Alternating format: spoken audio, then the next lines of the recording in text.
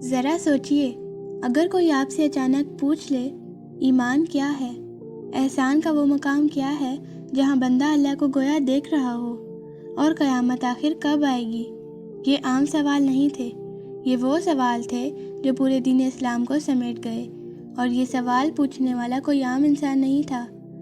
آج ہم سنیں گے وہ عظیم واقعہ جسے علماء نے اساس الدین یعنی دین کی بنیاد کہا ہے، کیونکہ یہ ہمیں اسلام، ایمان اور احسان تینوں کی بنیاد سکھاتی ہے۔ یہ ہے حدیث جبرائیل علیہ السلام۔ ایک دن نبی کریم صلی اللہ علیہ وآلہ وسلم اپنے صحابہ اکرام رضی اللہ عنہ کے درمیان تشریف فرما تھے۔ مجلس پرسکون تھی، علم و نور سے بھری ہوئی۔ اچانک ایک شخص نمودار ہوا، اس کے کپڑے بے حد سفید، بال گہرے سیاہ، اور اس پر سفر کا کوئی اثر نہیں تھا۔ وہ آہستگی سے آگے بڑھا اور رسول اللہ صلی اللہ علیہ وسلم کے بالکل قریب بیٹھ گیا۔ اس نے اپنے گھٹنے نبی کریم صلی اللہ علیہ وسلم کے گھٹنوں سے ملا لیے اور نہایت ادب سے ہاتھ اپنی رانوں پر رکھ لیے۔ پھر اس نے سوال کیا، یا محمد صلی اللہ علیہ وسلم، مجھے بتائیے اسلام کیا ہے؟ رسول اللہ صلی اللہ علیہ وسلم نے فرمایا، اسلام یہ ہے کہ تم گواہی دو کہ اللہ کے سوا کوئی معبود نہیں اور محمد صلی اللہ علیہ وسلم اللہ کے رسول ہیں۔ نماز قائم کرو، زکوٰۃ ادا کرو، رمضان کے روزے رکھو، اور اگر استطاعت ہو تو بیت اللہ کا حج کرو۔ صحابہ رضی اللہ عنہ حیران ہوئے، یہ کیسا سوال کرنے والا ہے، سوال بھی کرتا ہے اور تصدیق بھی کرتا ہے۔ پھر اس شخص نے پوچھا، ایمان کیا ہے؟ رسول اللہ صلی اللہ علیہ وسلم نے فرمایا، ایمان یہ ہے کہ تم ایمان لاؤ اللہ پر، اس کے فرشتوں پر، اس کی کتابوں پر، اس کے رسولوں پر، قیامت کے دن پر اور تقدیر پر، چاہے وہ اچھی ہو یا بری۔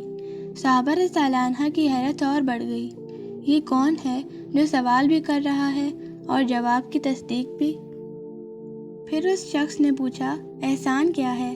رسول اللہ صلی اللہ علیہ وسلم نے فرمایا، احسان یہ ہے کہ تم اللہ کی عبادت ایسے کرو گویا تم اسے دیکھ رہے ہو، اور اگر تم اسے نہیں دیکھ سکتے تو یقین رکھو کہ وہ تمہیں دیکھ رہا ہے۔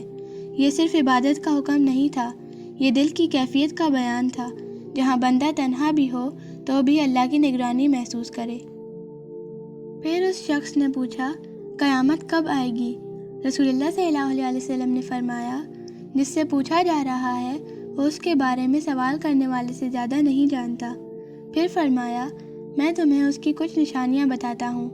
جب لونڈی اپنی مالکہ کو جنم دے گی اور تم دیکھو گے ننگے پاؤں ننگے بدن مفلس چرواہے اونچی اونچی عمارتوں کی تعمیر میں ایک دوسرے سے مقابلہ کریں گے۔ یہ الفاظ صرف خبر نہیں تھے بلکہ آنے والے وقت کی نشانی تھے۔ جب وہ شخص چلا گیا، نبی کریم صلی اللہ علیہ وسلم نے صحابہ اکرام رضی اللہ عنہ سے پوچھا، عمر جانتے ہو وہ کون تھا؟ صحابہ رضی اللہ عنہ نے عرض کیا، اللہ اور اس کا رسول بہتر جانتے ہیں۔ رسول اللہ صلی اللہ علیہ وسلم نے فرمایا، وہ جبرائیل علیہ السلام تھے جو تمہیں تمہارا دین سکھانے آئے تھے۔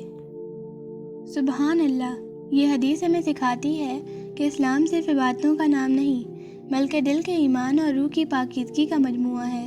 اللہ ہمیں اسلام، ایمان اور احسان تینوں میں کامل بنائے، آمین۔